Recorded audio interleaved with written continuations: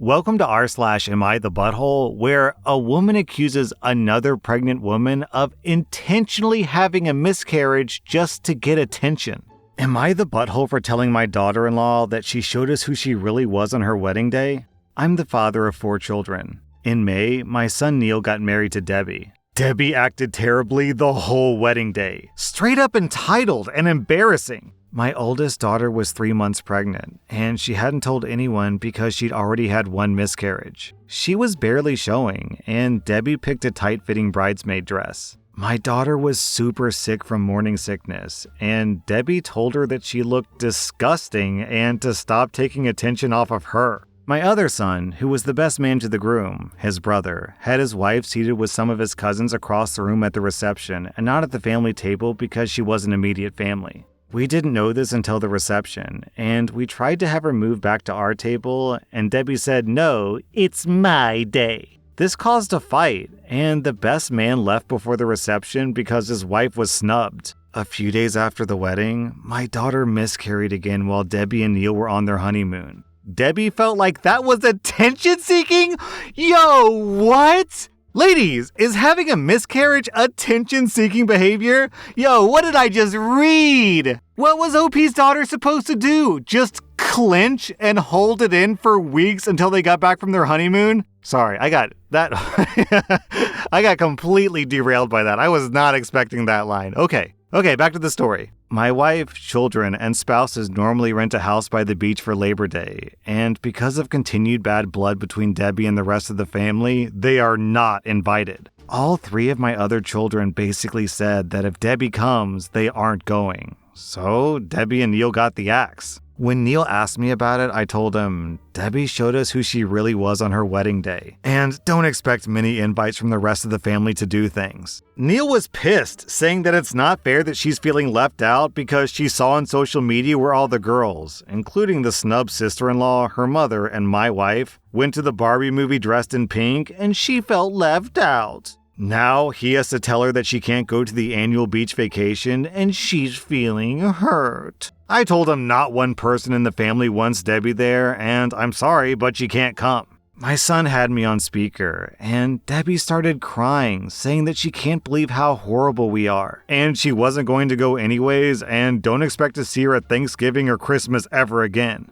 I lost my temper at Debbie, and I told her the rest of the family would be relieved to hear it. I was thinking this story was just going to be typical bridezilla, self-obsessed on the wedding day. Okay, pretty standard stuff. But to say that a woman had a miscarriage on purpose just to get attention is psychopathic.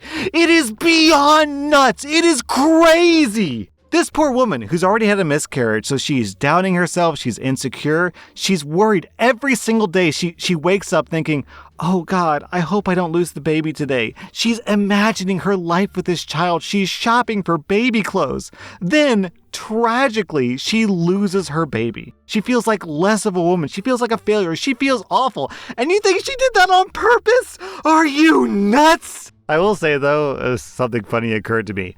As much of a psychopath I think Debbie is, if on the random crazy chance that your daughter did actually have a miscarriage on purpose to get attention, then she is the craziest psychopath we have ever read in the history of this entire YouTube channel, man. Though something tells me, just a hunch, that that's not what happened. Just a hunch. OP, I'm giving you 0 out of 5 buttholes. I am solidly, firmly on your side on this. Debbie is nutso. I think I'm going to give her 4 out of 5 butthole, because even though she's completely detached from reality, I can't give her 5 out of 5 because that's reserved for, actual P words, R wordists, people like those. Just absolute scum of the earth. And while she's out there, she's certainly nutso. She's just merely attention seeking herself. Yeah, okay, I'm going to give her 4 out of 5. Am I the butthole for thinking my wife overreacted when an elderly lady touched our kid? My wife and I went shopping. I went to a different aisle to get some jerky. I heard my wife scream, "Help!" So I ran over and she was freaking out because an elderly woman hugged our son. Now, you can tell this woman was harmless. The woman's son came along and profusely apologized, stating that she had dementia and that she meant no harm, that she tends to view every child as her own. I said that it was okay, and I myself apologized for my wife's overreaction. During this time, I wasn't paying attention, and my wife called 911? And she called over security, and it became a huge mess for all parties because my wife wasn't letting the issue go. You could also tell that the son was extremely embarrassed, as was I. I was trying to relax my wife, but she was going on a complete meltdown rage, saying that his mother should be in a home if she can't keep her hands to herself. What if she got our kid sick, tried to kidnap him, or get combative and hurt him? All of which I agree are possible outcomes, but I told her none of that happened, so let's just leave it. Security states that since my wife called the cops, we had to wait for them to show up so they can file a report as per their store policy. About 25 minutes later, police showed up and asked what happened, and my wife explained everything. You can tell the police were like, what the F is wrong with this woman? I felt nothing but disappointment. The police took the statement and started laughing as they left. They gave the son of the elderly mom a fist bump and said sorry. My wife was upset that I didn't have her side. She was upset that I took the side of the son instead of her. I explained that his mom was clearly sick, that it was a harmless gesture, and I explained that she was the one who acted unreasonably. I did acknowledge her concerns, but nothing bad happened, so we could have just let it slide and gone on with our day. She told me that I failed as a husband. So we ran our story by family and friends, and it's a 50-50 split. My brother-in-law said that this would be a funny story for Am I the Butthole because he frequents this subreddit. So Reddit, am I the butthole? Also, OP clarifies that their kid is 19 months old. Okay, OP, throughout this whole story, I do agree with your wife on one tiny point. Not on the whole story, but just one tiny part. Okay, after the guy explained that the old lady has dementia and meant no harm, you said that it was okay and you apologized for my wife's overreaction. Now, at this point in the story, I actually don't know if what the wife did was an overreaction. Sure, it was extreme of your wife to scream out for help. However, I do feel like that falls within the acceptable range of reactions, more towards the extreme end, but still acceptable. Because at the end of the day, this old lady is a strange woman who came up to hug the child with no preamble, no introduction, didn't ask for permission. So reacting very strongly and panicking, I think, is reasonable. So I don't think you should have apologized for your wife's overreaction because I don't think she did overreact. If I'm just looking at groceries and I turn around and some random person, I don't know who this person is hugging my child, I would feel an impulse of panic, yo, what's going on? However, there's a big but here. However, guys, what the wife did afterwards is ridiculous. Calling the cops on an old lady because she's hugging a kid? Officer, arrest that woman. Take her to jail. Off with her head to the electrocution chair. What did she think was going to happen? She's just a harmless old lady who hugged a kid without permission.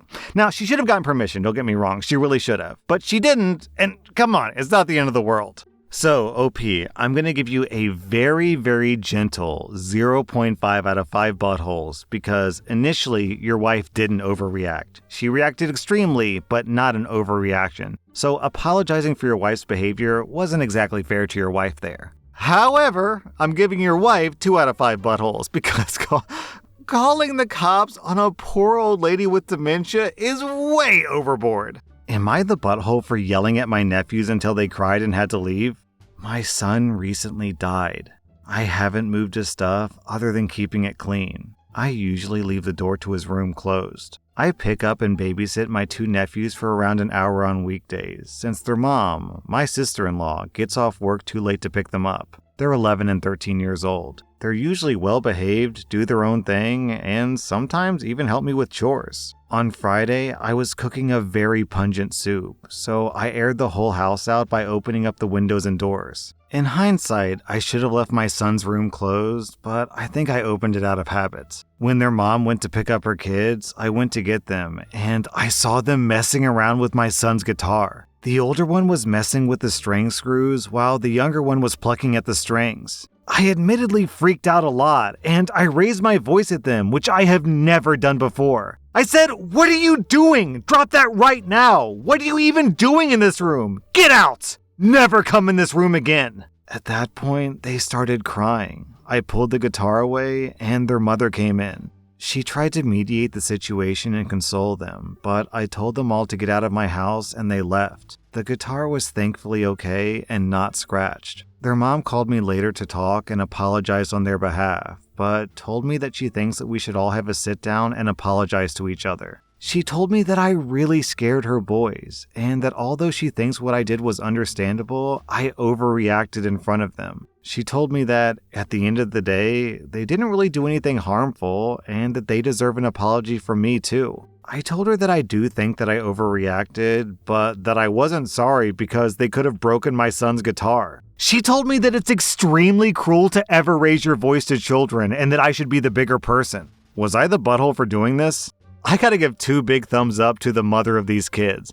I think the way that she handled pretty much every situation here was perfect. She consoled the kids while trying to mediate, then she apologized on their behalf, and then she said, let's all get together, be a family, and work this out together, which is a very adult, rational, high emotional intelligence thing to do. Also, what she said was spot on accurate. She said, although she thinks that what I did was understandable, I overreacted in front of them. And that is exactly what happened. Yes, OP, I sympathize with you. I do understand what you're I don't understand what you're going through, thankfully. I do understand that you're going through an incomprehensible level of pain. So I'm on your side to some degree. It's just, you did overreact. You said, I admittedly freaked out a lot. So you even understand that you went too far. So why are you not owning up and taking responsibility for your actions? Also, I gotta say, I have to point out that you're the adult in the situation, OP. These kids are 11 and 13, pretty young. If you didn't want these kids to go into your son's room, then you should have clearly set that boundary beforehand.